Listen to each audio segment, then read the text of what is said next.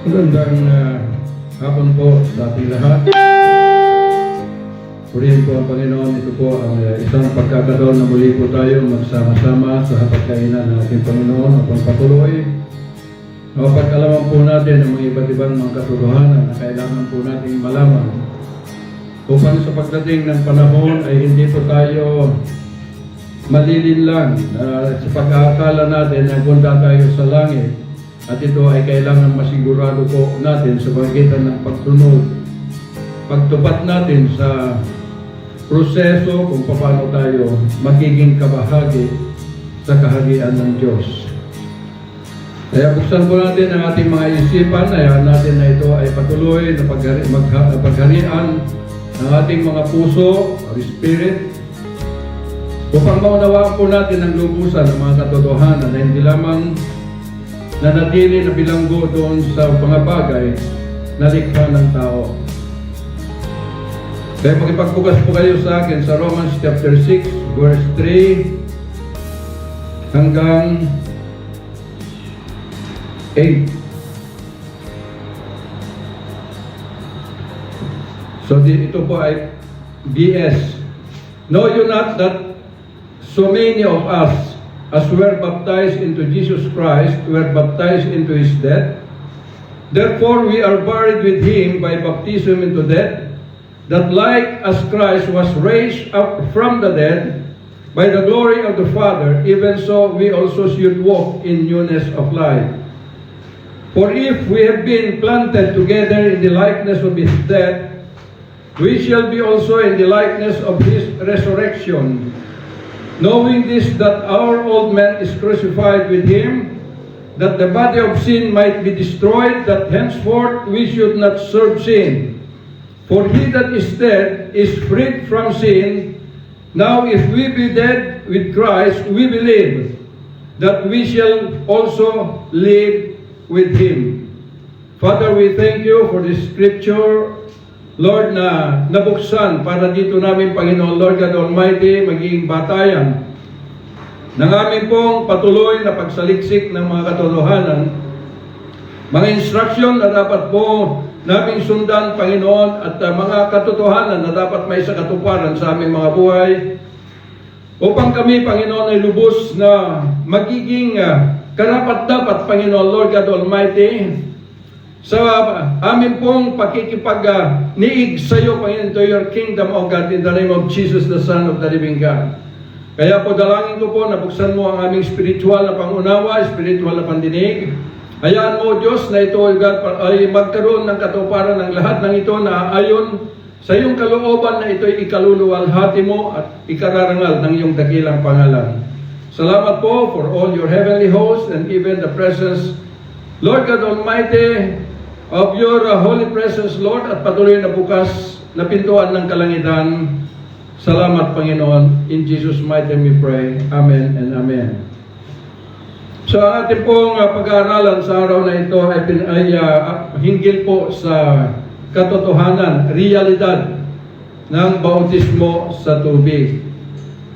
So, kung ating pong iisipin ang bautismo sa tubig, ay parang ganun lang, napakadali.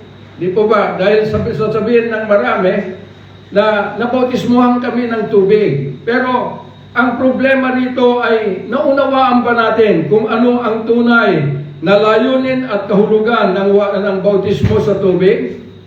Dahil ito po ay may kinalaman po, malaki ang kinalaman ng bautismo sa tubig sa ating pong paglipat ng ating citizenship from the kingdom of Satan through the law of the flesh to the kingdom of Jesus Christ.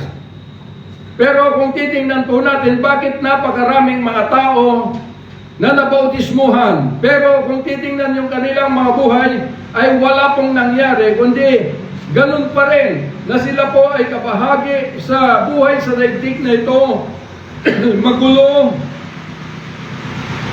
masalimuot na panahon, at nandoon ang mga punong-puno ng mga problema at hikain.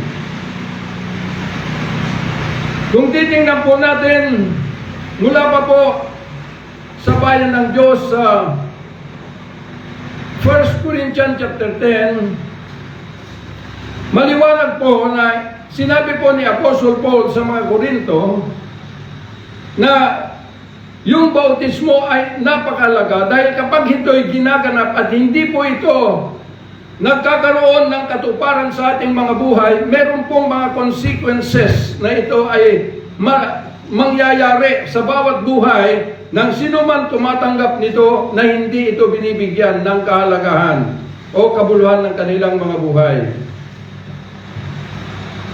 Actually po, kung titingnan po natin at babasahin po natin doon sa 1 Corinthians, ganito po ang sinasabi, moreover, brethren, I would not that you should be ignorant, how that all our fathers were under the cloud and all passed through the sea. Oh, and were all baptized unto Moses in the cloud and in the sea, and did all eat the same spiritual meat, and did all drink the same spiritual drink, for they drank of that spiritual rock that followed them, and that rock was Christ. But with many of them God was not well pleased, for they were overthrown in the wilderness. Now these things were our examples, to the intent we should not lust after evil things, as they also lusted. Now all these things happened unto them for examples, and they are written for our admonition, upon whom the ends of the world are come. So maliwanag na ito ay sa ating pong pagtanggap ng bautismo sa tubig ay kailangan po ito ay may katapatan tayo na may sa katuparan kung ano yung tunay na layunin nito, na hindi lamang tinatanggap na parang ritual sa bawat buhay po natin na wala naman nangyayari. Kung titingnan po natin itong mga nabasa natin na sinabi po ni Apostle Paul in 1 Corinthians chapter 10, ay ito po yung mga bayan ng Diyos na kung saan ay nandun sila sa house of bondage, alipin doon sa Egypt, ngunit dahil sa kanila pong pagtawag sa Diyos ng kanyang kaligtasan, na sila ay maligtas mula doon sa kanilang pagdurusa sa kamay ng mga Ehipto o mga paraon, ay dininig po ng Diyos ito at ginamit po si Moses para mailabas sila. At dito po ay nakalabas sila sa Egypt, at mula doon ay tumawid sila sa Red Sea, na dito nakita nila ang himala ng Diyos nung bumuka po yung tubig, at doon sa kaligitnaan nito ay lumakad sila palabas mula doon sa Ehipto hanggang doon sa ibayong dako ng Red Sea. At doon po ay maraming mga sundalo ng mga paraon ang humabol sa kanila, pero bago sila makarating doon sa pampang ay nakatawid na ang mga Israelitas at bumalik yung tubig, kaya namatay lahat yung mga humahabol at umaalipin sa kanila. So ibig pong sabihin, nagkaroon po sila ng kalayaan. Yung kanila pong mga buhay ay may naganap na may nangyari sa kanila. Ang problema doon sa kanilang kalayaan ay naging matigas sila hanggang nagpagawa sila ng isang ripulto kay Aaron. Ibinigay lahat yung mga ginto upang tunawin at gawing isang goya, at dito sila sumamba dahil ang sabi nila kay Aaron ang tagal ni Moses na umakyat sa Mount Sinai. Sabi niya, igawan mo kami ng Diyos na ito'y naglabas sa amin mula sa Ehipto. Kaya kung titingnan po natin, nakalabas na sila. Pero doon pa lamang magpapagawa sila ng Diyos na Diyos-Diyosan, na siya raw naglabas sa kanila mula sa Ehipto. Kaya marami po ang nangamatay dahil sa galit ng Diyos sa kanila. Maraming nangamatay dahil doon sa kanilang ginawa.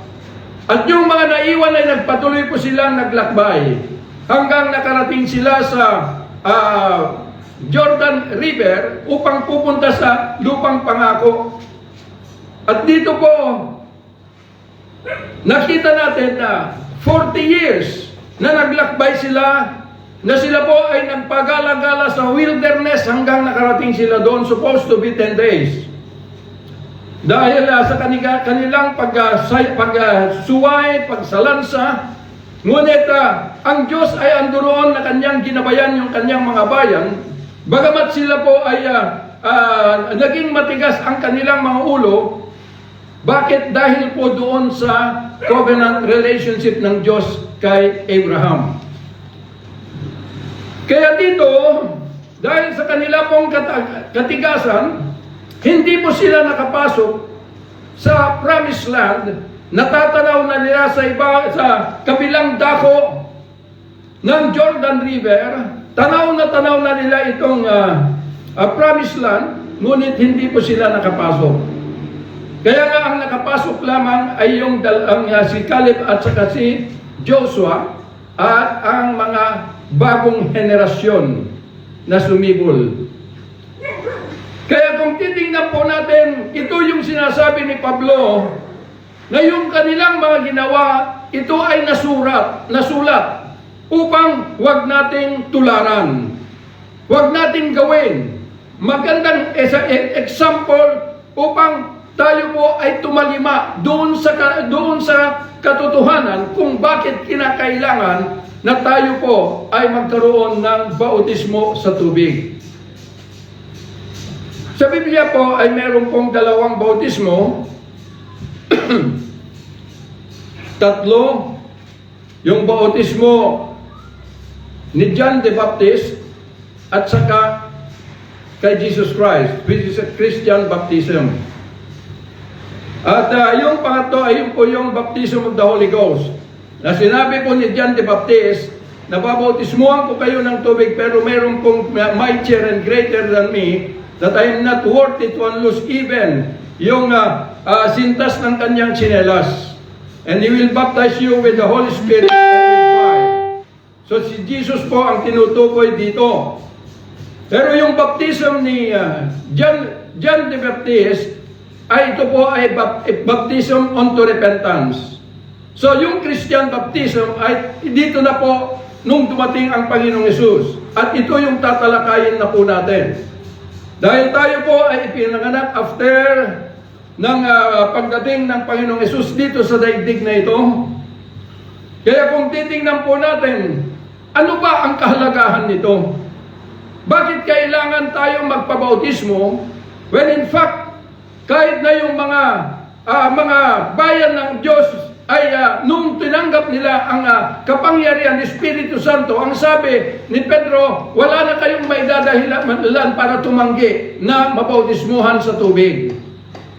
So, meron pong magandang bagay na kailangan maunawaan natin. Dahil ang itinuturo lamang po dito ay kung ano yung nasusulat na sasabihin na kailangan tayo ay magpabautismo na katulad ng kamatayan ng Panginoong Hesus at tayo ay pagkalabas natin sa tubig, bagong nilalang na tayo. So ganun lamang, pero wala kang nakitang ebidensya na nagkaroon ng bagong buhay. Pagka sinabing bagong buhay, ay hindi lamang po naalis ang paglalasing, hindi lamang naalis ang kanyang pagdanakaw, di lamang naalis pagmumura, hindi lamang naalis yung kanyang pakikipag-away, bagkus, pati yung karnal na pag-iisip ay naalis. Yun po yung bagong buhay. Dahil kahit na natanggal mo lahat ng vices mo sa iyong katawan, sa iyong buhay, pero nananatili kang karnal, walang bagong buhay na nangyari. Dahil ang tunay na bagong buhay ay yung lubos na nakalaya ka.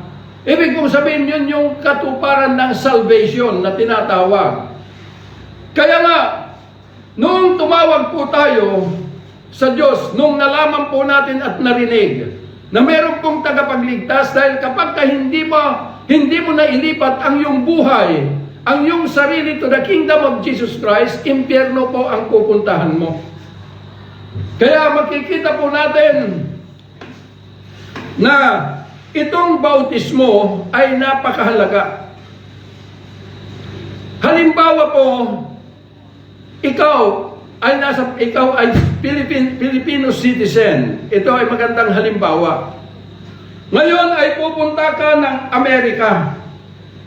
At doon sa Amerika, ninais mo na ikaw ay mailipat ang iyong citizenship mo doon sa Amerika. Kaya po, nung nandun ka na, dahil sa pagnanasa mo ay naaprubahan ang iyong citizenship mo, pero bago ibigay yung pong tatak o tanda na ikaw ay American citizen na, kailangan, bago ibibigay iyon, ay kailangan dumaan ka sa oath taking. Mag-oath taking ka. Bakit?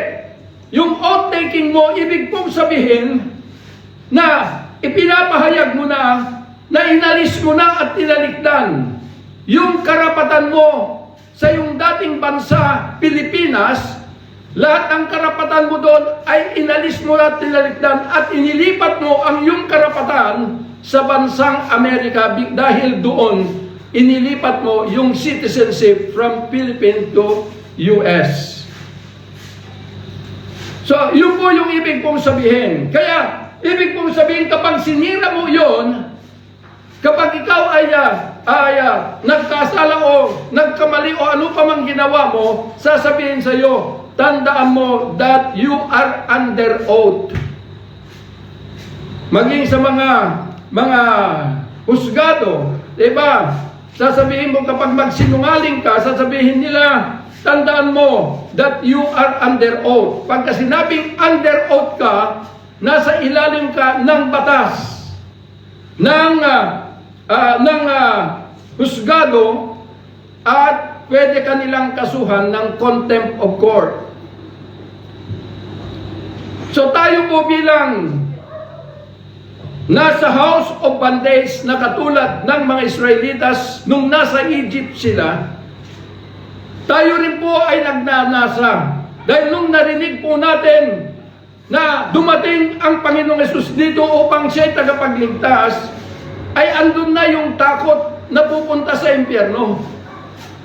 Kaya lamang hanggang dun lang ang pagnanasa ng tao na natakot pupunta sa impyerno.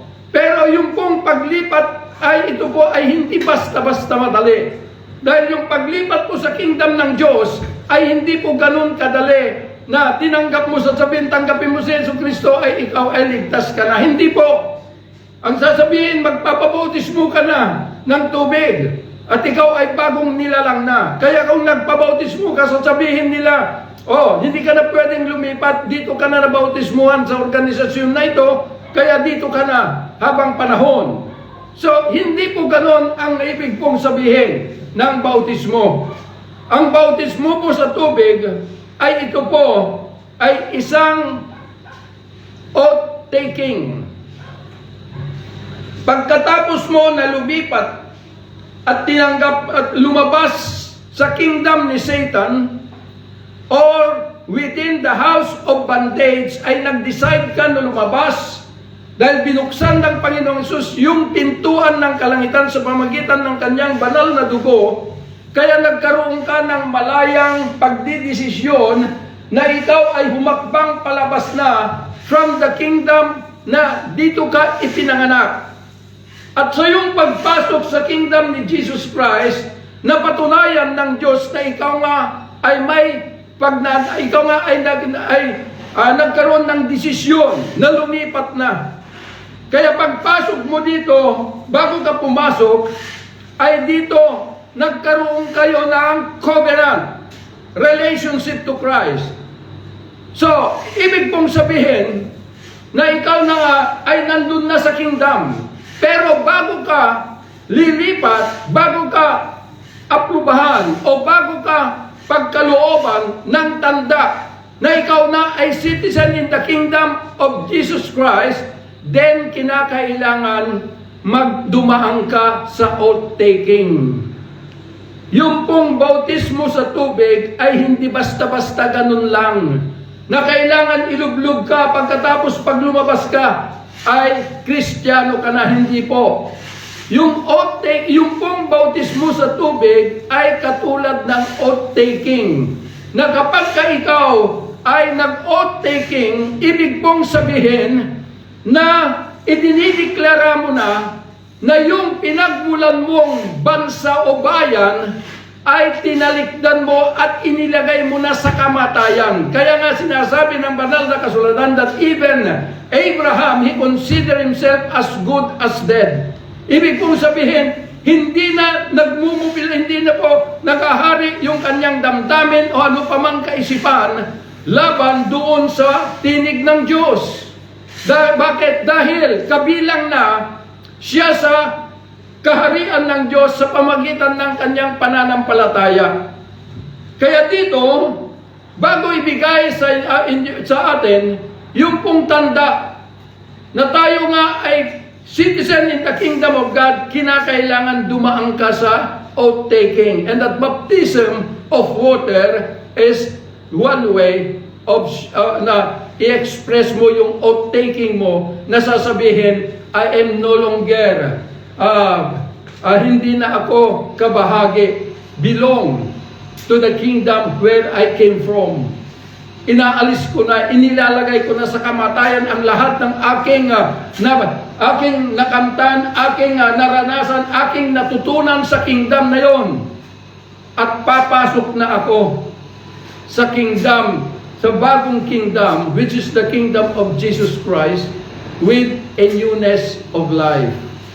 So, kaya nga sinasabi ng banal na kasulatan, therefore we are buried with Him by baptism unto death, that like as Christ was raised up from the dead by the glory of the Father, even so we also should walk in newness of life. So, ibig pong sabihin, na kapag ka ikaw ay nabautismuhan sa tubig, ibig sabihin na inalis mo na yung karapatan mo sa mundo na iyong pinanggalingan. Lahat ng iyong kaisipan, lahat ng iyong karnal na buhay, karnal na pag-iisip ay inilagay mo na sa kamatayan. Bakit? Dahil inilipat mo ang iyong karapatan sa kingdom ni Jesus Christ. Kaya nga, yun po ang ibig sabihin ng baptism. Hindi po lamang basta-basta na sinabi, oy, tinanggap mo na si Jesus, halika, bautismuhan na kita at ikaw ay Kristiyano na.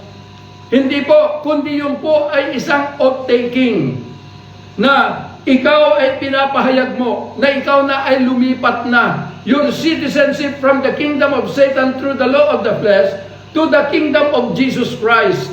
So dito ka na napapabilang at hindi na sa daigdig na ito. Kaya nga kung let's say, maraming mga tao na ito ay nangungutya, maraming mga tao na ito ay nagpe-persecute sa iyo, maraming mga tao dito sa daigdig na ito na nagagalit sa iyo o ano pa man mga bagay na ginagawa sa iyo, ibig pong sabihin, hindi ka na madadala dahil hindi ka na kabilang o kabahagi sa mundo na kanilang nakagisnan o nakagisnan po natin dahil lumabas na tayo at nakipisan na tayo bilang citizen in the kingdom of Jesus Christ.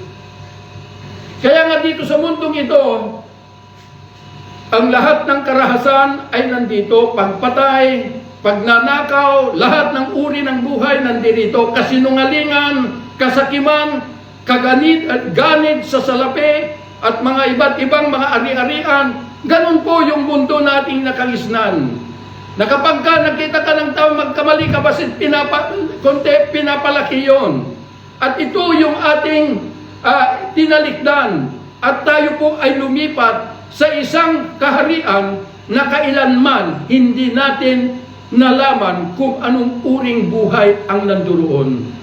Maliban kapag ikaw ay nakalipat, doon mo lamang malalaman na ito pala ang kingdom ng Diyos na napakaganda at punong-puno ng kapayapaan at kagalakan. Malayo sa ating ekspektasyon na yung bagong buhay na ating papasukin ay kailanman hindi dumating sa ating kaisipan o imahinasyon. ang buhay na ito ay hindi isang bagay o imahinasyon or hallucination lamang. Bagkus ito ay katotohanan na ito ay maidadamit sa bawat buhay ng sinuman lilipat sa kingdom na yun. The kingdom of Jesus Christ. Kaya ang sabi ng banal na kasulatan, therefore, for if we have been planted together in the likeness of His death, we shall be also in the likeness of His resurrection. Kung natatandaan po ninyo yung sinabi po ni John the Baptist, na ako ay punta para bautismuhan kayo ng tubig, ngunit darating yung mightier or mightier than me, na kahit sa pagtanggal ng kanyang sandalyas ay hindi ako karapat-dapat. He will baptize you with the Holy Spirit and fire. So, ibig pong sabihin na ito na po, na pagkatapos na mag-outtaking ka, that Christian baptism, hindi po yung John the Baptist baptism, but it is a Christian baptism. Nang sabi po doon sa banal na kasulatan, sabi ni Jesus, baptizing them in the name of the Father, the Son, and the Holy Ghost. Ibig pong sabihin that after na matanggap mo, ma-establish mo your covenant relationship to Christ, then anduroon na yung pagpasok mo na sa kanyang kingdom, na kapag ka tinanggap mo yung pong pangatlong sangkap ng iyong pagkatao, which is the Spirit, ay sabi doon na baptizing them in the name of the Father, the Son, of the Holy Ghost, that the being of a man that enter into the kingdom of God ay kailangan mailagay po siya under the rulership of the Godhead, the Father, the Son, and the Holy Ghost.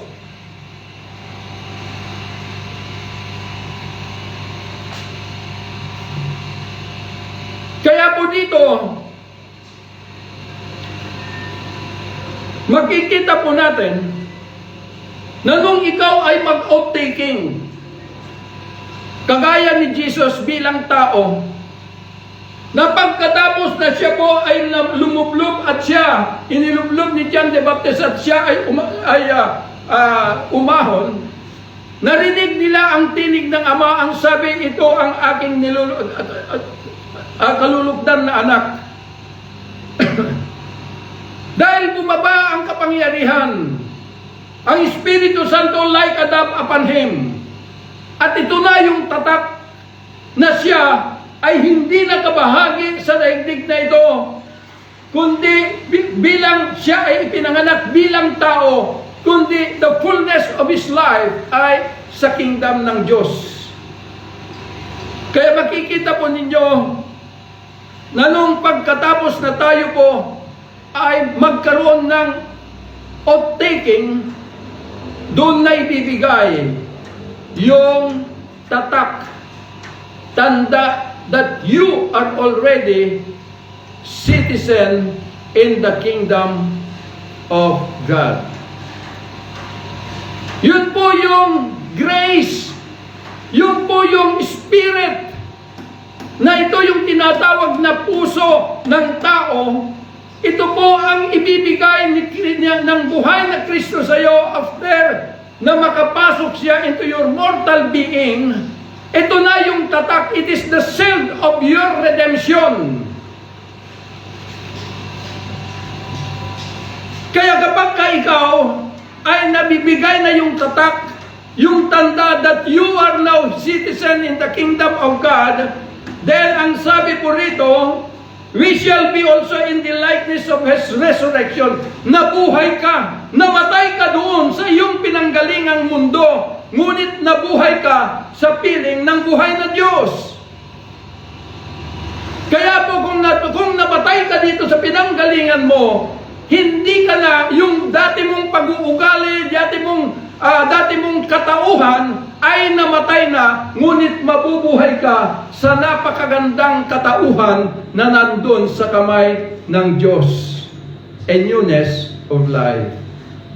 Kaya dito na po na isa sa katuparan yung 2 Corinthians chapter 5 verse 17, na ang sabi po roon,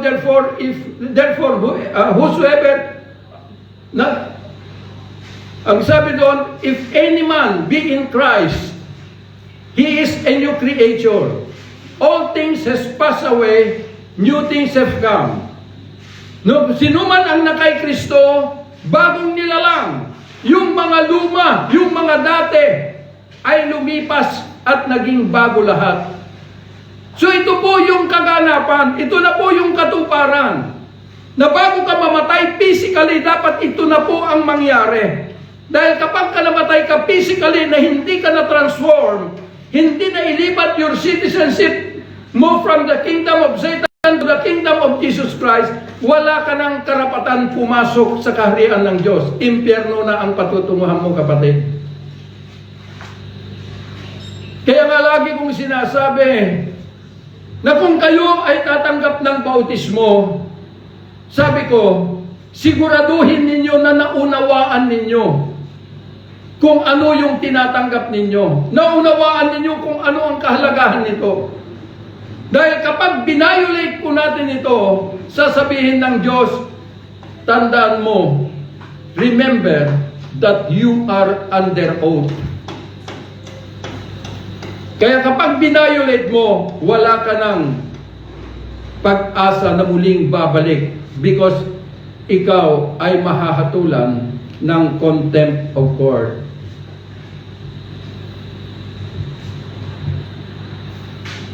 Kaya po napakahalaga. Ngunit sa buong mundo, sa lahat ng mga organisasyon, ay ginagawa ito very light. Na kapag ka nailuglog na, oy, membro na natin yan. Hallelujah. Maraming nabautismuhan kaya they belong to the kingdom of God. Kapatid, hindi po ganun. Dahil ang pagtanggap ng bautismo, it is your mula po sa iyong sariling desisyon. Mula po doon sa iyong pagnanasa na makalipat into the kingdom of God. Dahil kung bilang Pilipino ka at pumunta ka sa Amerika, hindi naman basta-basta nandun ka ay lalakarin at sasabihin, citizen ka na rito. Dahil dumaan ka sa mahabang sa ibabaw ng tubig papunta roon, hindi po. Nasa sa iyong decision to process. At kapag na-process ito, then sasabihin, aprobado lahat ang papeles mo. Kaya, eto na ang iyong tanda ng iyong citizenship. But bago mo yung tatanggapin ito, kailangan mag-oath taking ka muna. Awitin mo yung American National Anthem. Ganon din po sa kaharian ng Diyos. Hindi po basta-basta, mga kapatid. Maraming mga tao na bautismuhan, ngunit na bautismuhan lamang sila dahil sa organisasyon, but not in the reality that they belong to the kingdom of Christ. Hindi po. Kaya po napakahalaga na maunawaan po natin dahil ito lamang ang tanging proseso. May nagtanong sa akin, Pastor, kung hindi ka ba mapabautismuhan sa tubig, di ka ba maliligtas? Eh sabi ko, paano ka maliligtas? And that's the only way na ipakita mo na ikaw ay lumabas na doon sa kingdom na kung saan dito ka na bilanggo, dito ka na Bartolina. At kung hindi ka dadaan sa oath-taking na ito, paano mo patutunayan na ikaw ay nagnanasa to be a part in the kingdom of Jesus Christ at inalis mo na yung karapatan mo to be a part in the kingdom of Satan through the law of the flesh?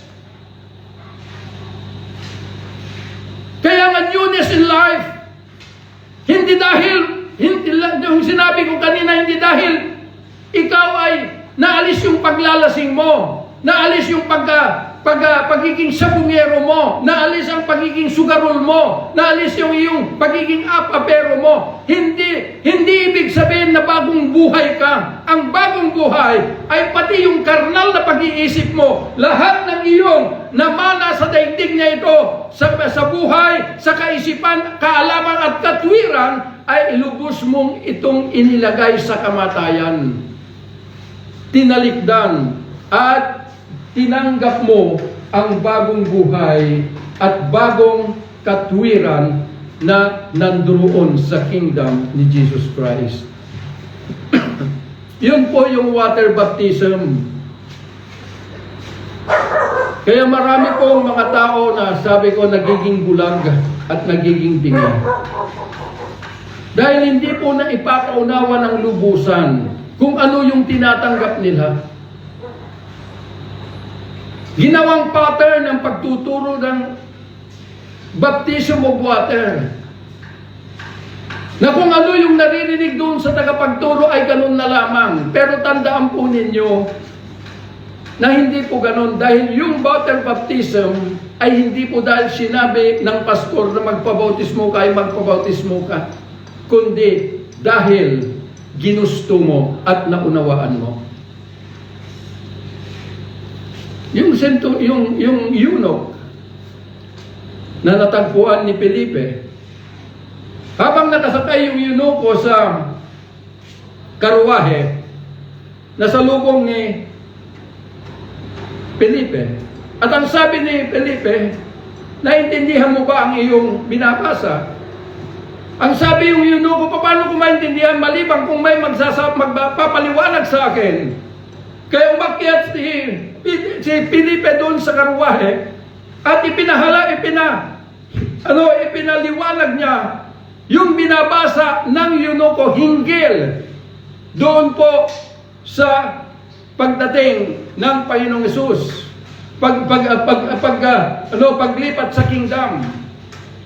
Kaya nung naunawaan yung eunuko, yung kalagan nito, ang sabi niya, nadaanan niya yung tubig na malalim. Sabi niya, yun yung tubig, gawin na natin ngayon.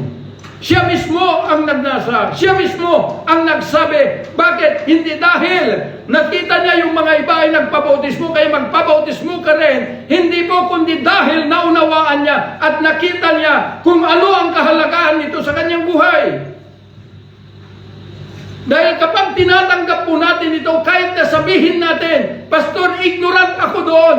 Wala pong tinatanggap, no ignorance concerning the law of God. Hindi mo pwedeng pang-ikatwiran na ikaw ay ignorante. Hindi. Kundi, naligaw ka dahil may nagsabi na pati yung nagturo sa iyo ay naligaw din. Kaya po mga minamahal na mga kapatid, ito po ay proseso. Kaya nga sinasabi ko na yung kaligtasan, ito na po yung ganap na katuparan nito. Dahil once na ikaw ay nag-oath-taking, then the power of God is ready to idamit sa'yo. Which is, ito na yung tatak na sinasabi ni Apostle Pablo sa Ephesus that it is the self of your redemption.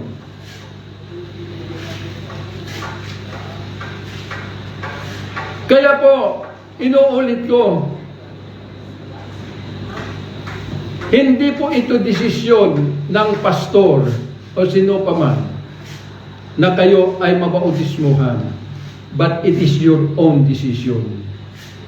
Whether gusto mo nang talagang mag-oath-taking to receive yung tanda that you are already citizen in the kingdom of God, which is the grace of God.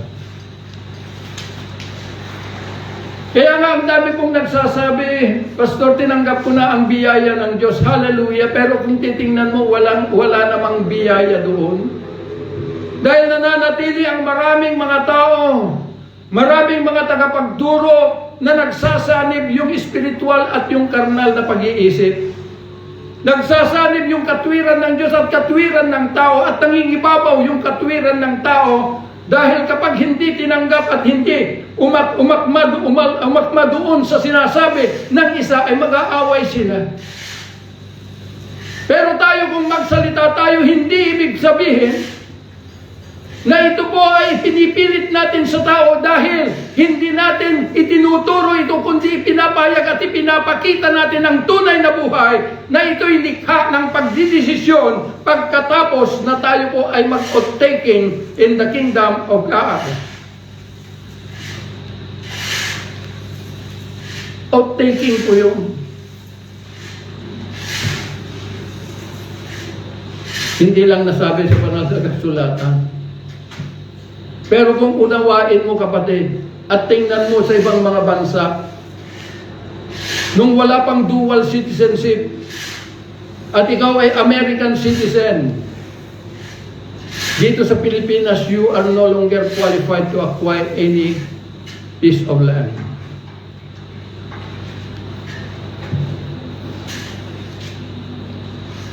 Ganon din po ang kingdom of God. Kaya po dito, nandun na po ang iyong karapatan na magbahagi.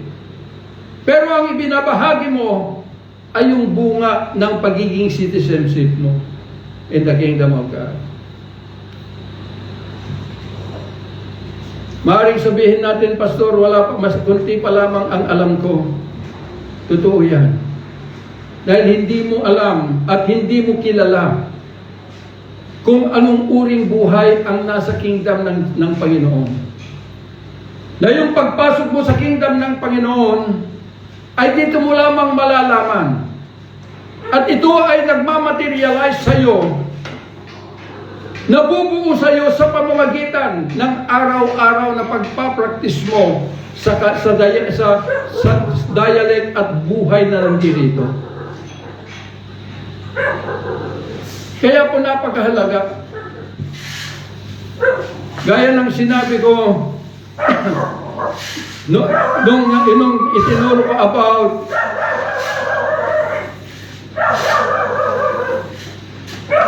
yung sa church na tayo po na bunga ng bagong tipan ay nangyari po ito dahil naunawaan natin kung ano yung binabasa natin sa Biblia. At nung naunawaan natin kung ano yung binabasa natin sa Biblia, lubos natin natagpuan ang buhay na Kristo. At pagkatapos na natagpuan mo ang buhay na Kristo, yung nalalaban mo, yung napag-aralan mo, ay hindi na po yun ang magtatrabaho, kundi yung presensya ng buhay na Kristo, siya na yung mag-mobilize sa iyo. Bakit? Dahil yung dadalhin niya sa iyo na grace of God ay ito ay punong-puno ng kapangyarihan. Punong-puno ng regalo. Kaya nga sabi ng banal na kasulatan, repent and be baptized in the name of Jesus Christ, and you for the remission of sin, and you will receive the gift of the Holy Ghost. The gift of the Holy Ghost ay hindi po ibinibigay para ikaw ang pag-operate nito. Ibinibigay po ang regalo dahil siya yung magdadala sa iyo. Kaya nga sinasabi ni Apostle Paul in the 1 Corinthians chapter 12 that there are 9 gifts of the Spirit of God, but this as the Spirit leads. Hindi po ikaw. Kaya dito, sa iyong pagpasok in the kingdom of Jesus Christ, you will become aware and andoon na po yung tinatawag na awareness mo and sensitive concerning the move and the work of the Spirit of God.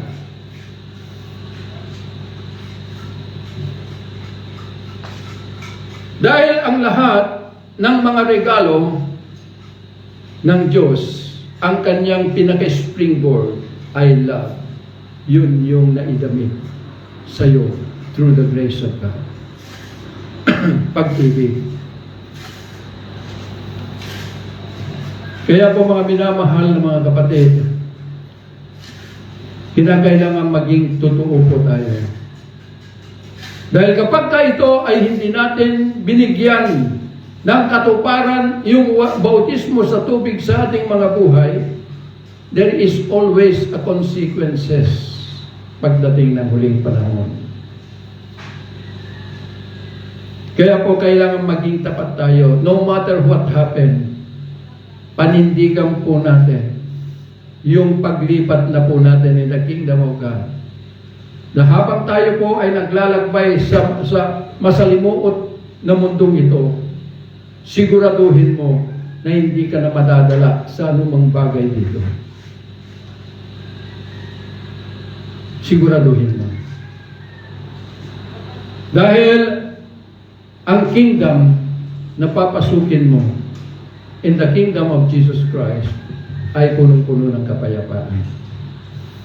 Punong-puno ng kagalakan, punong-puno ng katagumpayan. At hindi mo masasabi, Pastor, kasi ganito sila, ganito sila, ganito, hindi po. Dahil kung may nagkasala man sa'yo, hindi yung nagkasala sa'yo ang nagkakamali, kundi ikaw, kung paano hinaharap ang bawat problemang dumarating through the love of Christ. At mangyayari lamang ito kapag tapat po tayo doon sa ating pong pagtanggap ng pag-oath taking. Kaya laging sinasabi ni Jesus, tandaan ninyo, always remember that you are under oath. You are under oath. That is water baptism. Pag sinabing you are under oath, you put yourself within the law of God. Inilagay mo yung sarili. Kaya hindi mo pwedeng baliwalain. Hindi mo pwedeng sirain. Dahil yung pagpasok mo sa batas ng Diyos ay, ang kahulugan nito ay umalis ka na sa batas ng kaniliman na ito'y bumilhak at bumilanggo sa iyo. Kaya hindi ka na nararapat na ikaw ay lumabas pa dahil you are under oath sa buhay na Diyos. Yun po yung water baptism. Maraming tubig. Maraming dagat na pwedeng ganapin. Pero ang tanong, ikaw ba na nagpabautismo na ka, pagdesisyon ka ba dahil naunawaan mo? Dahil nakita mo kung ano ang kahalagahan nito, na kapag ka ito ay iyong sansalahin at hindi may isa katuparan yung layunin niya sa buhay mo, ano ang mangyayari sa iyo? Kaya mga minamahal na mga kapatid, kaya maraming mga pagsubok na dumarating. Iba-ibang anggulo ang dumadaring sa ating buhay. Hindi upang tayo po ay pahirapan. Hindi upang tayo po ay magdusa, kundi upang patunayan po natin that we consider ourselves as good as them in this world. Inuulit ko, pinapatunayan po natin that we are good as dead in this world. That we may live alive in the presence of the living God. Yun po ang katotohanan sa water baptism. Kaya po, maaaring sabihin ko, Pastor, na bautismuhan na ako. Pero kung hindi mo pa naunawaan at walang nangyari sa iyo, mag-oath taking ka ulit sa harapan ng Diyos. Sabihin mo sa pastor mo, Pastor, nakapag-desisyon na po ako. At itong gagawin ko, it is my direction to live. Yun po ang kailangan. Hindi po yung pagbabautismo ay para bilangin. Uy, napakarami ang membre ng kapilya. Mga mega church na kami, nabautismohan sila lahat. Pero kung titingnan mo, meron ba nangyari? That after they are baptized with the Holy Ghost, baptized in water, then here comes the baptism of the Holy Ghost, which is, yun na po yung tatak. O ito na po yung tanda that you are now the citizen in the kingdom of God. Kung minsan, ang dami pong, hindi lang minsan, halos rini-reject sa gift of tongues. Dahil sasabihin ng iba, sa demonyo lang. Di nila alam na yung nagsasabing sa demonyo, sa demonyo rin siya. Pero the gift of tongues, it is the voice of the Spirit. It is no longer the voice of man, but it is the voice of the Spirit. At yun ay makakamtan mo ang lahat ng mga ito pagkatapos na ikaw ay mag-taking, because you are now qualified to speak the word of the kingdom of Jesus Christ with boldness, because you receive the gift of the Spirit of God. Yun lamang po natin. Kaya tandaan po natin, napakalaga. Inuulit ko, examine yourself whether na ikaw ay tunay o genuine ang pagtanggap mo ng bautismo, which is your own taking, na to give up your citizenship from the kingdom of Satan to the kingdom of Jesus Christ. Yun lamang po. At magandang hapon po sa inyo lahat. Father, we thank you for this day. And then, Lord, that we may na pag-unawaan po namin kung ano ang tunay na kaulugan ng bautismo sa tubig.